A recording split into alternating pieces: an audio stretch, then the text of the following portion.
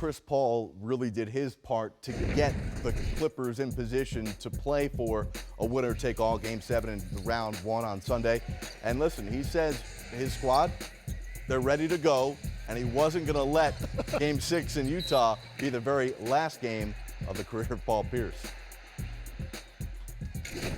Doc said go out there and give yourselves a chance. We knew that we couldn't win both games, and we wanted to give ourselves a chance. I looked over at Truth during one of them timeouts, Paul, and I said, not ending your career in Utah. It's really simple. You just say Game 7. This series has been a roller coaster for both teams. Fortunately, there is a Game 7. So we go to LA, it's a quick turnaround, and it's really simple. We just have to play better. We're resilient. We've been through a lot this year, and we're not ready for the season to be over with. We got to lean on our resiliency and go in and get a win. We won it before. There's no doubt in my mind that we can go in and get another one. This series deserves a Game 7.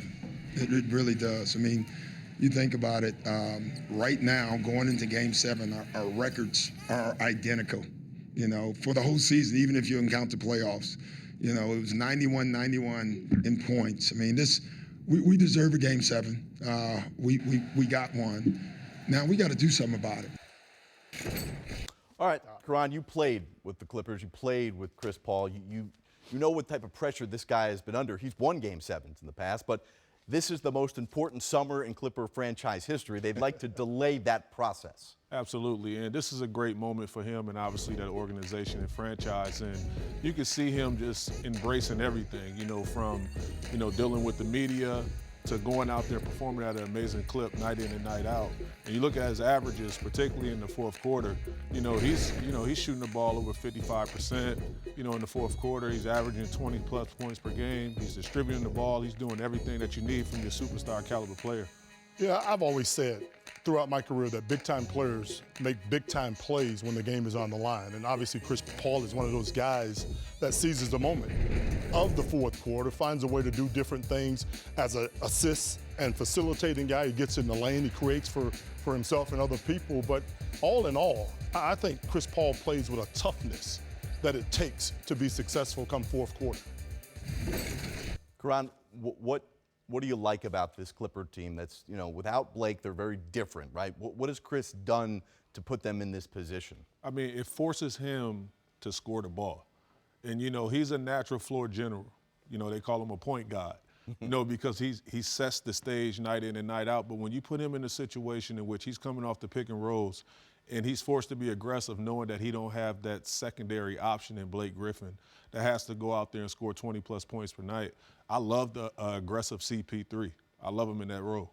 Derek, there's going to be an incredible amount of pressure. And you said guys like this are supposed to be able to step up here. Absolutely. Is it going to be fair to judge what the Clippers should do this summer based on what happens in this game?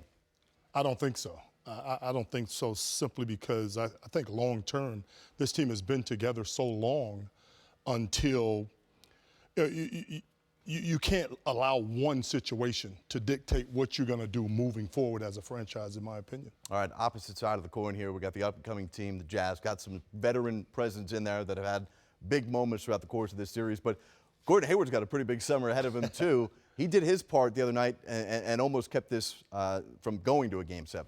To say the least. I mean, he's been amazing. Besides the game where he had food poisoning or the flu or whatever. How do you get food poisoning at home, by the way? Yeah, that was tough. That's the same thing I was asking myself. But just to see him out there performing at a high level and doing all the things, they don't have no one on the Clippers team on their roster that can guard him, with all the things that he's capable of doing. So he has to continue to be aggressive, and obviously Joe Johnson has to be ISO Joe for the remainder of the Game 7, and they have a shot. Joe is so good late in games. How do you make him more of a presence earlier in the game? Well, they're going to have to. They have to find a way to involve him. I think Joe is one of those guys early in the game you can isolate on the block, get him to the free throw line, get him some easy baskets. And I think the basket grows for him. When he gets a few easy baskets, he's able to dominate in that fourth quarter. It's so funny, too, because you've seen him evolve throughout his career. He's played the 2 and the 3, played a little bit of the 1 with the Nets when he was behind Deron Williams at times, and now playing a little bit of the 4. I mean, he's a guy that, over the years, obviously, playing the 3 and the 2 a little more faster, but now later on the back end of your career, you're going to be more of a stretch guy. And just like we go to the local YMCA right now, we ready to tune up. Who's we, by the way?